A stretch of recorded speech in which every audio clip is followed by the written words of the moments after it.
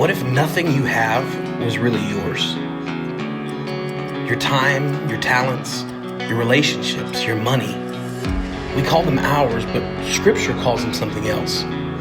Gifts, trusts, assignments. They're not owned. They're on loan. Kind of want to just jump right into it. If you are familiar with Mark 2, at the end of it, there's a story about Jesus and his disciples. It's the Sabbath, and they are going about, and they are in a field with grain, and they start picking heads of grain and start eating them, which was not an okay thing to do in the eyes of the Pharisees or the religious leaders at the time. And so Jesus kind of corrects them. He talks about, what about David, who ate bread, and the priests who go in and eat when it's not lawful or whatever. He gives all sorts of examples of people who did this and weren't sinning against God. But then he ends it with a wonderful quote. It's Mark 2, verse 27, and he says this. He says, the Sabbath was made for man, not man for the Sabbath. And I just love that line, and maybe you hear that and you just like take in a deep breath and you're, this is for me. Rest is for me. The Sabbath is for me.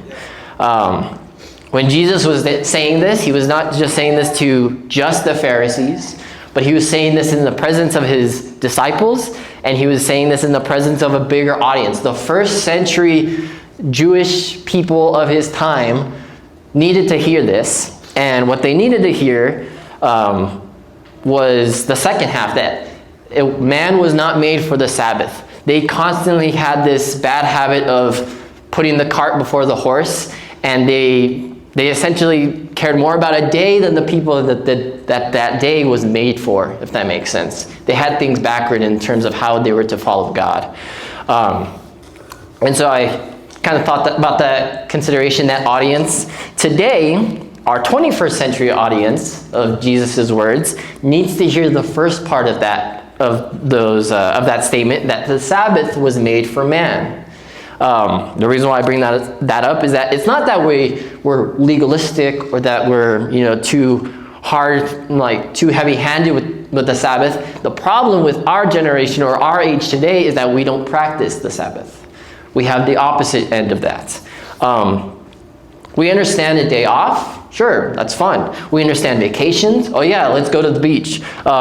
We understand even time in church. And some people, if they have time, then yeah, they'll celebrate God, when they're in a building like this on a Sunday. But few of us really even know what Sabbath is exactly. Sabbath is one of those things where it's not as higher up in some people's eyes as some of the other things and teachings in Christianity. Or, for example, I used to hear it that 9 out of the 10 commandments, if you were to do them in the church, then people would have a conversation with you, especially if you're a leader within the church. 9 out of the 10 commandments, you broke them, someone would confront you about that, except for one. For some reason, we have a bad habit of, if we break this one commandment, people not only brush it off, but people even pat you on the back and say, "Oh, what a great Christian you are from staying away from rest and things like that." That was the Sabbath. We sadly applaud the Sabbath breaking as if it's a badge of honor for not resting the way that God intended for us to rest, if that makes sense. One of my favorite illustrations about not just the Sabbath, but letting ourselves rest and be in rest with Jesus.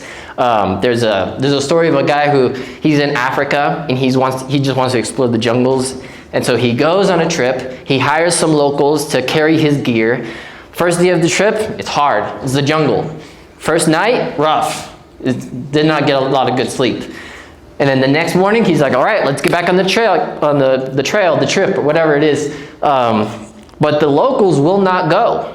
He asks, he barters, he bribes, he tries everything to get them to move on with the trip, and they will not get on with it. So then naturally he asks, well, why? Why won't you guys move? They then say that they are waiting for their souls to catch up with their bodies. Now, I'm not trying to put a weird spiritual, outside of Christian idea with this saying. What I just wanted to say is I love this because sometimes I feel like we need the same thing. We are going and going and going with our work, whether it's ministry or it's, just vocation or it's taking care of kids or whatever it is that we consider work and us putting our hand to the plow. But sometimes we get to the end of the week and we need our souls to catch up with our bodies. Does anyone else feel like that sometimes? Your body's done and you feel less of a human being by the time you're done with everything that you're supposed to be doing. So before I get into the bulk of my message, there's this idea that I really enjoy called the Sabbath delight. Now, like Jaron was mentioning a while back, the Sabbath word means to stop. It means to rest.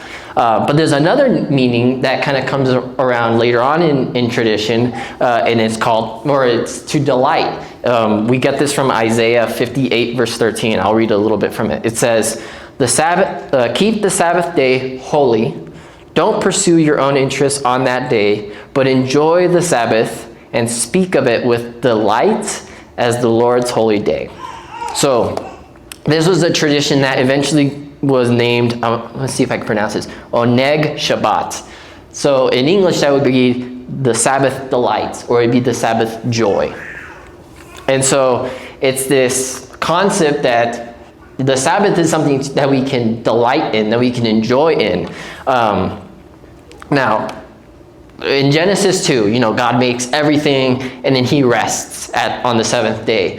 I wonder, do you ever get to that passage and then this is what you envision God doing? You see him making mountains and making rivers and then putting stars in and just making animals and all these different things like balloon animals, and he's just like, wait,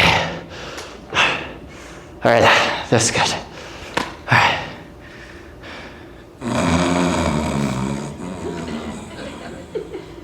No, you don't view God in this way when you read that narrative of him making everything. I very much doubt it. Instead, I want us to have the mentality of what I think really did happen. God is making everything, a mountain here and a river here, and I'm gonna make this animal. Oh, this is a horse, and this is a horse, and this is a horse. Let's make this giraffe. Just stretch that neck and send it on its way. It's all these different things. He's making stars. Oh, that's a good one. And he's like, and then at the end of it, he just, wow, not bad. And he just sits in his creation and he thinks, wow, I like this. I think that God is like this because we see this with other aspects. A painter will do this. He steps away from his or her work and delights in their masterpiece. You'll see this in a parent. Finally sits on the couch watching their kids play or read or nap or whatever and is pleased with how they're bringing up their children. A minister delivers a message and thinks, I think that went good. Or a college student finishing up their capstone project and being, thank you, God. Even a construction worker can be like this. My dad, he did construction for a very long time when we were living in Las Vegas, Nevada. We went and visited a couple years later, and we went to one of the old casino hotels that he had built with other construction workers, and you just see my dad like a kid at the candy shop just putting his hand on everything, and he's like, oh, this floor. And he'd always turn and like, mijo, you see this? I made it. He's like, okay, yes, thank you. So now I get the excuse every time I'd make like a quesadilla, I was like, Dad, look, I made it. I was like, cállate, mijo. I was like, yes, sir. But I bring that up to ask, do you get to the end of your week and you look back and you take the time to see what you and God did during that week? In your work, in your raising of kids, in whatever. Do you look back and you look at and enjoy that with God? Or do we get to the end of the week and we are depleted of all our energy and our first thing is to distract us all through the weekend until Monday comes, and then we just start the cycle over again without really reflecting on what you and God did. Instead, what I would hope for us to do on the Sabbath is to just stop, take a breath, take a step back, reflect on everything that you have done with God, and with Him say, not bad. That was good.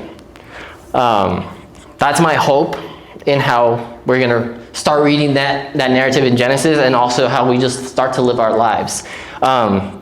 So to go into the rest of the sermon, we are going to be in Exodus 20, verses 8 through 11. If you have your Bibles, I'll let you turn to that real quick. But as you turn there, I'll give a little bit of context.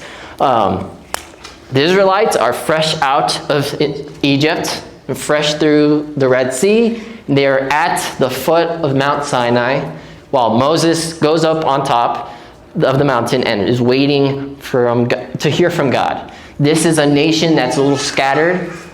They're free, but they need something to give them direction in how they're going to be, rather than individuals, a group. How they're going to be a nation. And so, in Exodus, God starts giving that. And He starts with the 10 Commandments that all of us have most likely heard of, or we're familiar with.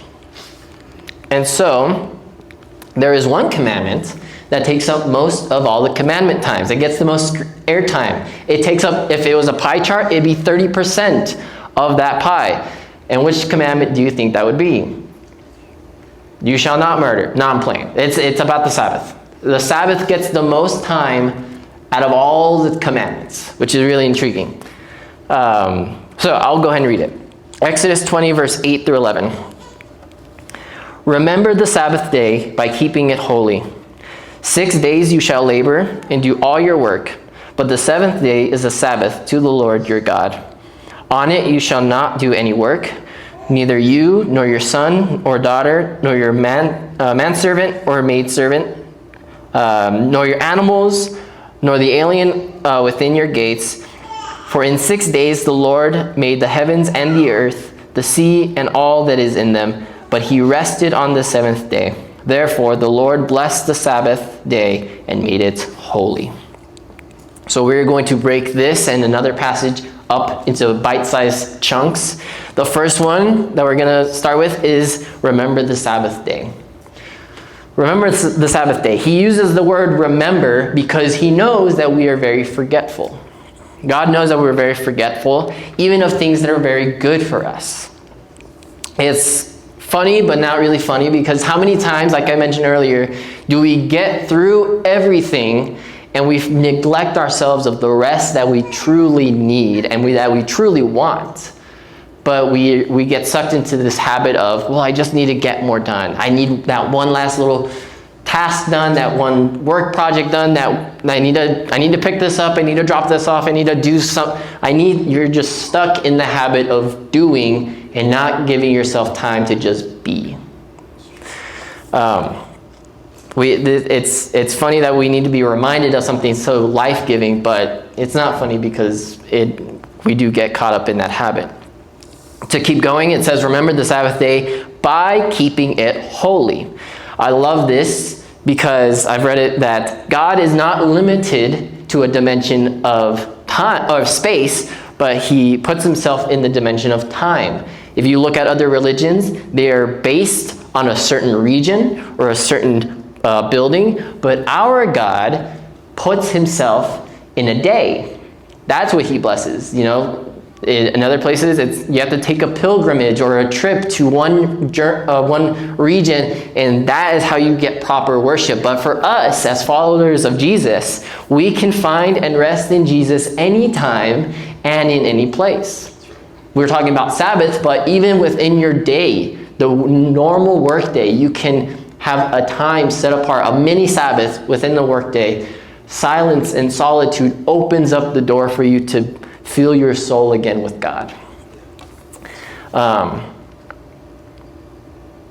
So there's no pilgrimage, no traveling. God is here and He is forever. Or as Scripture would say, Jesus Christ is the same yesterday and today and forever. All of those words meaning time Our God is the God of time, and that's where we can find him, which is really fascinating.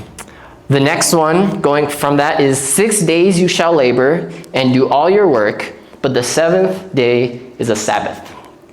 Or another translation says it is a day of rest. In order to do rest properly, we need to work properly. There is a balance that is spoken into creation and is spoken into us. It is hard to rest whenever we've just been doing our own thing throughout the rest of the week. You get to the Sabbath and you're like, what am I even resting for? I've done nothing but watch movies and sit on the couch and all these different things throughout the rest of the week. What am I going to finally do over here? Like, I need to exert myself. And so work is necessary in order to rest, and rest is necessary in order to work. One without the other is just unhealthy. Work without rest leads to burnout, and rest without work leads to laziness. But going beyond that, I want to mention that we are co-partners for God while we work here on the earth to make it into more of his kingdom. I don't know if you've ever seen God in that way. Yes, I'm his creation. Yes, we're the bride. We're all these different things. But have you ever thought of yourself as the co-partner of God, working on earth to bring about the kingdom he has in mind for it? We are not cheap slave labor. We are not an employee that doesn't exist once we clock out.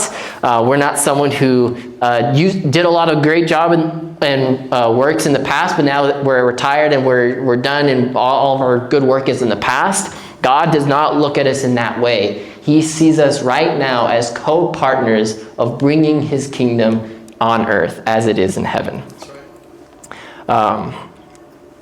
So when we lean into this ownership of the earth and our vocation or of our kids or whatever it is, we can then do that during our work week, and then we can do that on the Sabbath. And then there's that healthy rhythm. To keep going, the seventh day is the Sabbath to the Lord, or some translations would say dedicated to the Lord. And so this introduces the idea of rest and worship. Rest and worship is necessary. We've mentioned it a couple times that the Sabbath is not the same as a day off. These are two different things.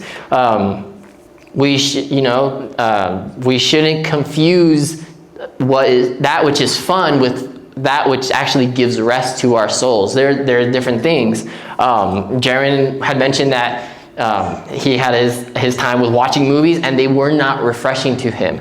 And he loves movies. I love movies. I like occasionally playing the old video games that I played when I was growing up. I like working out, as surprising as that might be. I resemble more of the bars that you lift, but I like some of these things, but they don't necessarily fill me up with rest.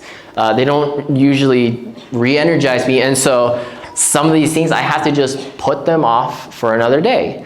And so to kind of help us with the Sabbath, we kind of get to the Sabbath, and what am I supposed to do? Am I supposed to sit here and listen to Hillsong or hymns or anything like that and just do that? Not necessarily. There's two questions that we can use to kind of figure out what to do on the Sabbath.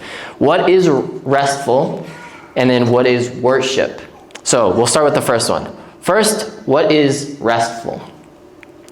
What is it that, this is you, what do you find that is restful and energizes you? Just any activity. What fills you up? What brings joy to you? What do you walk away from not drained, but actually feeling like you can keep going? What's something you can do for 24 hours and it still is enjoyable for you? Keep that in mind, and whatever it is, do it on the Sabbath. Let that be what you do on the Sabbath. And if it doesn't energize you, if it doesn't give you joy that long lasting, just don't do it. Wait for another day to do it. This changes with seasons and with circumstances. Like I said, movies don't usually energize me or refresh me. But last night, Jimena and I had our Sabbath, and I just felt like I wanted something emotionally driving or pick me up type. And so we watched a movie. And so in that circumstance, yes, that fit the criteria of Sabbath because it actually built me up with more life. And so the things that we like, they can come and go as something that actually is restful. And so the second question is maybe a little bit harder. What is worship? Like I said, do we just sit and eat and listen to worship music and then go to bed? Not necessarily. One of the things that Jaron first was trying to show us as a congregation was that worship is not just the 20 minutes before the sermon or before the announcements or whatever. Worship is so much more than that. It's not less than that, but it's so much more than that. This again changes with the seasons and the circumstances and different. Sometimes I heard a man who's amazing. He in the season of life that he was in, he found himself praying more than he read the Bible, which in that season, that's what he needed. He might not have read the Bible in 6 months or whatever, but in prayer, in that silence and solitude, he was one with God, and that's what he needed. So worship can be flexible and it can change with the seasons and the circumstances. We need to widen our definition of worship to include things like eating tacos with friends, or reading fiction, or taking a walk with your family, playing with your kids, crocheting a blanket, or sitting on the bench outside your house or the couch with a cup of coffee and just reflecting on how you and God were during the work week. We need to be able to include these things with our definition of worship. Anything that helps us to focus on the kingdom of God and the reality that we live in as followers of Jesus. Like I was mentioning earlier, we shouldn't limit worship to a single place or to a certain time or for a certain amount of time. It's just like what Paul wrote in Corinthians. So whether you eat or drink or whatever you do, do it all for the glory of God.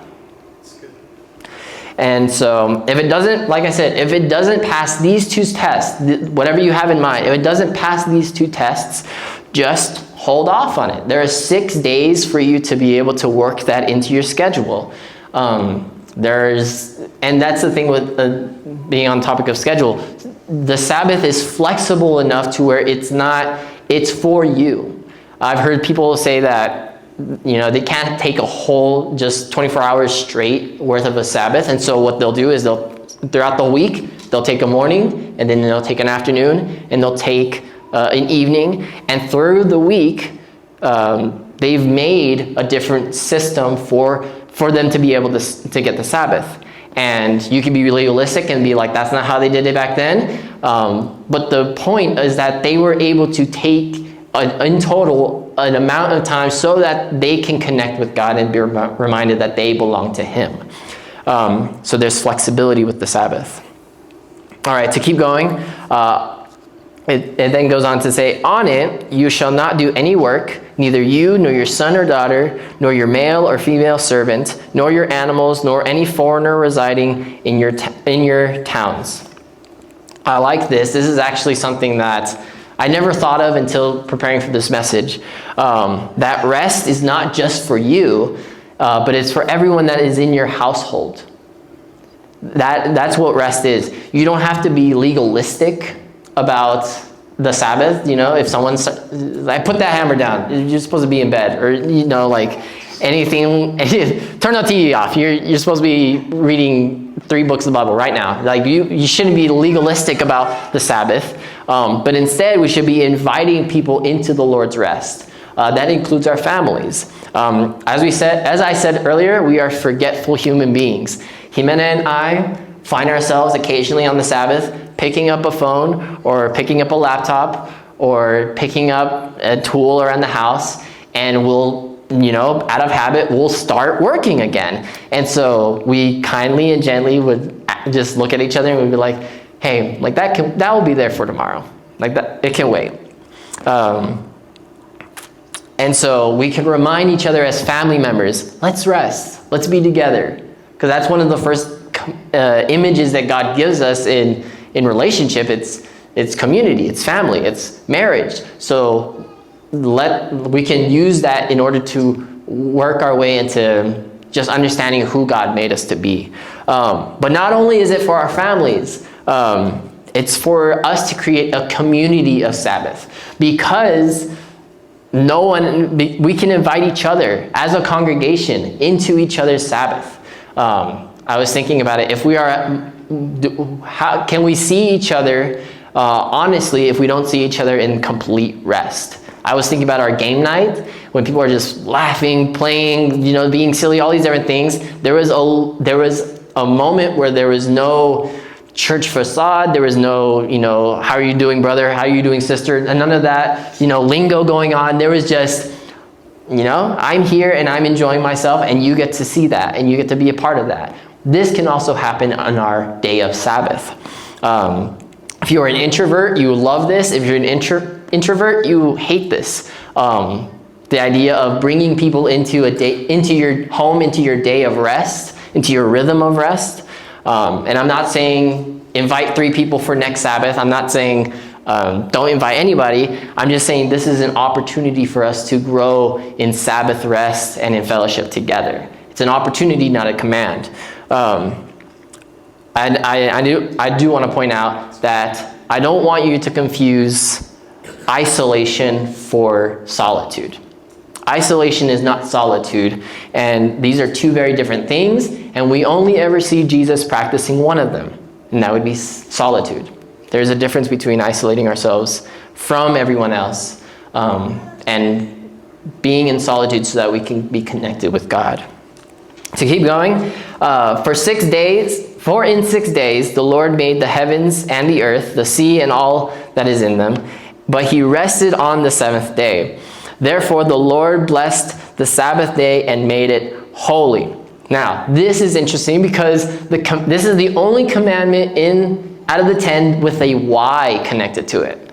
All of them, they're either just one-liners, honor your father and mother, that has a promise connected to it. But this is the only commandment that tells you why this is even important, which I think is really cool. And I think it's because we need to come back to a place of what was it like at creation. God is bringing us back to a time of just stillness of the Garden of Eden. He wants to bring us back to the reminder that we are made in his image. Whether that's, full of potential or that's full of limitations, we can come back to the reality of that we are made in the image of God. And it's also a reminder that God rested. And because God rested, we can rest. Another thing with this line is that this is the only commandment that was a spiritual discipline or a spiritual practice. Now, that's really cool because fasting didn't make the list of the top 10. It wasn't reading your Bible in 6 months or a year that made the list. Church attendance wasn't even a part of the 10 commandments. Not even prayer was a part of the 10 commandments. This is the only spiritual practice that is included within the top 10, which is really fascinating. And then the last part of this that I really love when he talks about blessed, the Sabbath day is blessed. When you read that back in Genesis, he also uses that word, blessed. And only 3 things are blessed within the creation story. He makes everything, mountains, seas, everything, but then he gets to animals and he blesses them with the ability to be fruitful and multiply. Then he says humanity, human, man, be fruitful and multiply. And then he says the Sabbath is blessed. And so if you look at the Sabbath through that lens, you can see that the Sabbath, just like an animal or a human being, has the life-giving capacity to procreate, which means to fill the earth with more life, which I think is so amazing. We can live more out of our lives if we take the time to stop. It's obvious that we need this reminder that rest restores us. It's so elementary, but like I said, we are very forgetful. And so we get through Exodus. That's the entire Exodus passage. And if you know your Bible, this isn't the only time you read this commandment. So we're going to go to our second passage, which is in Deuteronomy 5, verse 12 through 15. As you get there in your Bible, a little bit more context for this passage is that Israel is no longer at Sinai, but it is now at the Jordan River, ready to go into the Promised Land. They messed up quite a bit after Sinai, actually immediately right after. And so they were forced to wander in the wilderness for 40 years. So this is a new generation that is listening to Moses. They either weren't around when Moses first was giving these commands, or they were too young to remember. And so Moses needs to do a little bit of a Torah refresher course. And so this includes the 10 Commandments. This includes the commandment about the Sabbath. And so I'm going to read this, and I want you to see if you can spot the differences from the one that we read in Exodus. So Deuteronomy 5, 12 through 15. Read it right from me. Observe the Sabbath day by keeping it holy, as the Lord your God has commanded you. 6 days you shall labor and do all your work, but the seventh is a Sabbath to the Lord your God. On it you shall not do any work, neither you, nor your son or daughter, nor your male or female servant, nor your ox, your donkey, or any of your animals, nor any foreigner residing in your towns, so that your male and female servants may rest, as you do. Remember that you were slaves in Egypt, and that the Lord your God brought you out of there with a mighty hand and an outstretched arm. Therefore, the Lord your God has commanded you to observe the Sabbath day. Did anyone catch the differences that were there? There are two differences, two big differences. Did anyone catch them? No one caught them. All right, so we're going to look into the two differences. The first one is that it is in the beginning. Observe the Sabbath day by keeping it holy, as the Lord your God has commanded you. Now, the word is observe. It's no longer remember. Now, what does it mean to observe? When you think of a holiday, like 4th of July, Christmas, Easter, all these different things, when you observe a holiday, you acknowledge it and you prep for it. You get all the work done that you need to get out of the way. You go shopping for the necessary things. You get gifts if it's a birthday. You get ingredients if it's a meal. You prepare so that you get to this holiday and you can just be there. You don't have to worry about it. Likewise, the Sabbath is the same thing. It's something that you prepare for, not just materially, but mentally, physically. You're looking forward to the Sabbath as you get closer and closer to it. In our house, the hours right before sundown on Friday is the opportune time for me to get the last groceries, get water, get all these different things, so that, we like to start our Sabbath at sunset on a Friday. Once the sun hits that horizon, all right, let the rest begin. And it's so great. I love it. By doing this, we're able to focus more on what we're actually celebrating, which is our relationship with God. The fact that I am His and He is mine, and no one is going to take either one of us away from each other. We can finally just focus on it, which I love. It's also crazy at the end of this phrase that God had to command the Israelites to do this. For them, it was a command. Now, technically, we don't have to do Sabbath as followers of Jesus, just like you don't have to eat or have to drink, but it is beneficial for you to do it. You don't have to, it's a get to. And so it's funny that God has to command this. It's kind of like God commanding good things like pizza or a day at a beach or watching a good movie or listening to good music. He does. He makes it a commandment. How many times has God had to take our overworked minds and our overworked bodies and just say, hey, that's enough? There's a quote by a pastor named John Mark Comer, and I love his work. This is a lot of this about the Sabbath is where I get this from, and he says it like this. He says, we all come to Sabbath voluntarily or involuntarily. Sabbath is coming for you. whether as a delight or as a discipline. Jaron had mentioned that he was working hard throughout a week and then he just crashed.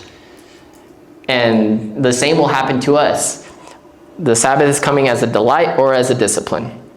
So that's the first part, and that's the first difference between Exodus and Deuteronomy. The rest of it is basically the same until you get to the end, where it says, remember that you were slaves in Egypt, and that the Lord your God brought you out of there with a mighty hand and an outstretched arm. Therefore, the Lord your God has commanded you to observe the Sabbath day. This is completely different than the why in Exodus. In Exodus, it was rooted in the creation story. In this one, it's rooted in the fact that they were slaves in Egypt. Why would God make that difference? Why would he make that edit? Was it on an accident? Was it someone else who made that edit? Here is why that's so significant, is that his audience was different. I mentioned it earlier that they're no longer at the bottom of Sinai. They're about to cross the Jordan River. This generation did not know the lives of slavery. Their parents knew it, and their grandparents knew the life of slavery in Egypt, but this is the first generation to be brought up in freedom, which is so different. And then, but when you think about the slavery that they were in, slaves do not get a day off. They don't get a Sabbath. They are working day and night. They work all day, all year, until they just die. That's the life of a slave. Slaves in Egypt were more machine than they were human. And their purpose in life was brought down to that of just production. That's all they were. They were a gear in the machine. And so I've talked a lot about resting from work. But this ending part kind of shifts gears a little bit, and it gives this idea that we can rest from our desires. Giving rest to our desires. Because if you notice, Egypt was also a part of that equation. And surprisingly, maybe you don't think of it this way, but Egypt was also enslaved.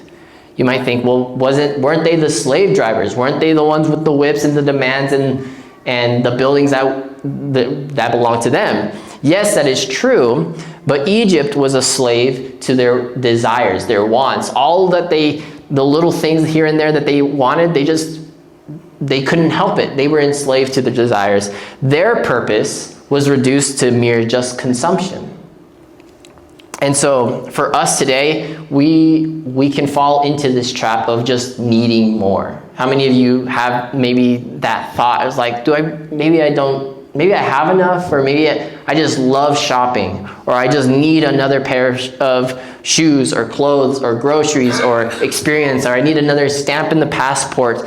I need another thing, another gadget, another gizmo to try out once and let it get dusty and then put it into a shelf or into a garage or into a storage unit.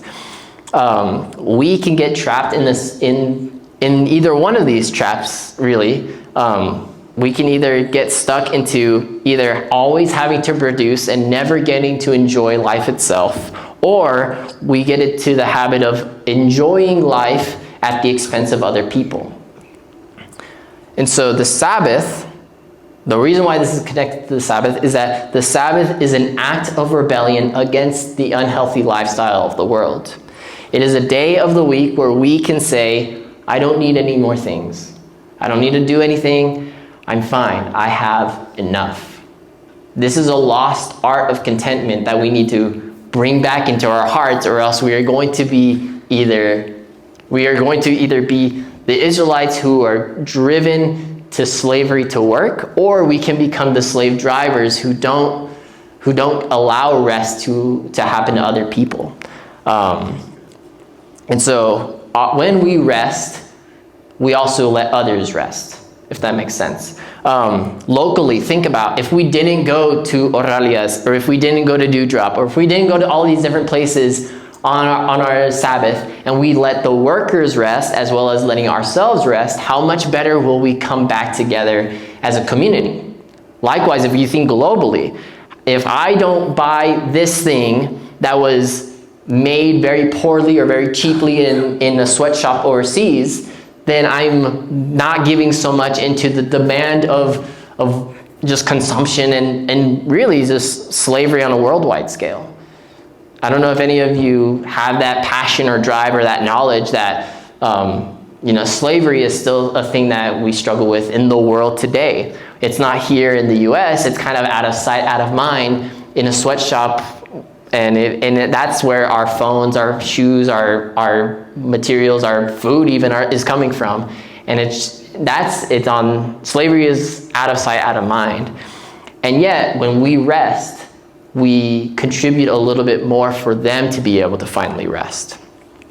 Rest for ourselves also gives rest to others.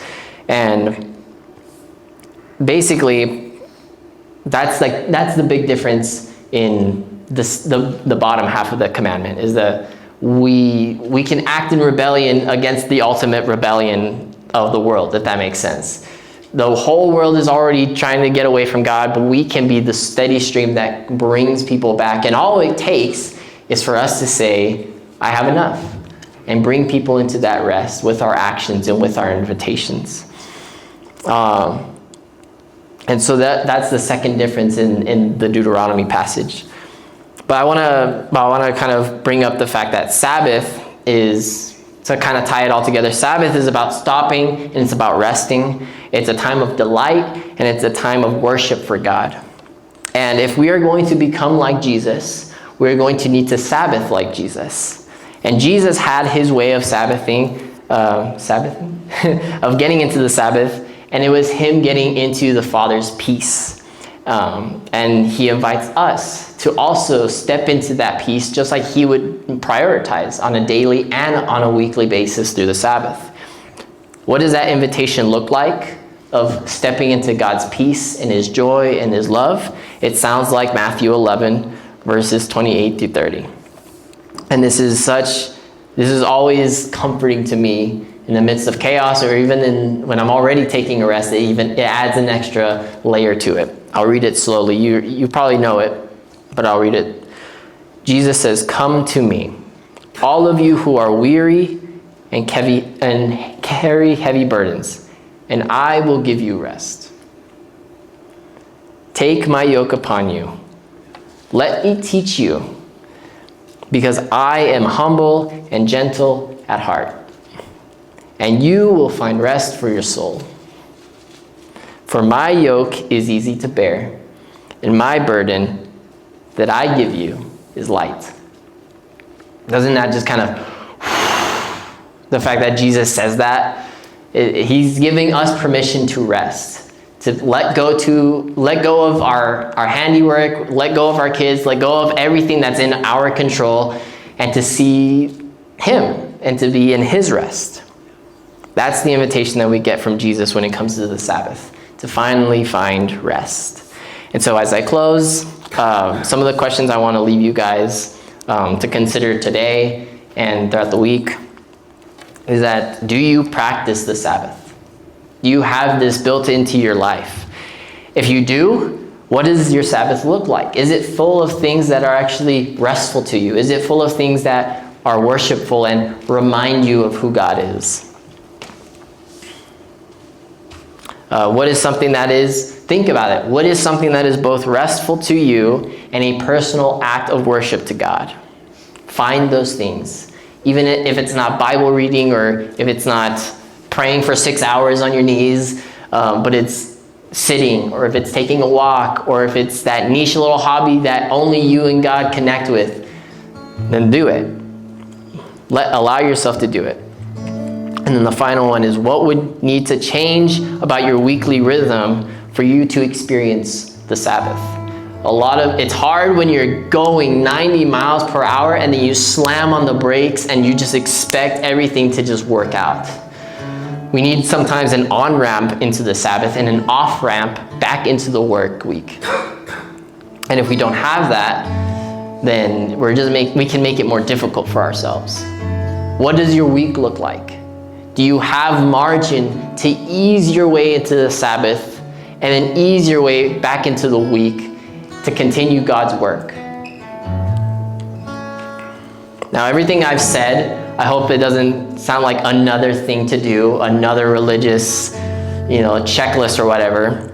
These are tools for your life and tools for you to enter that rest. These are not rules that lead to salvation or whatever odd theology. These are tools for you.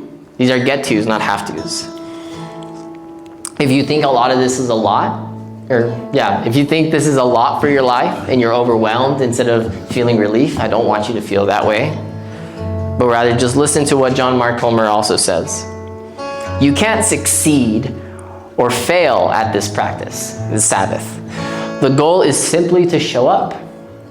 Resist the urge to say, I'm bad at this, or this isn't for me, or I don't like doing this.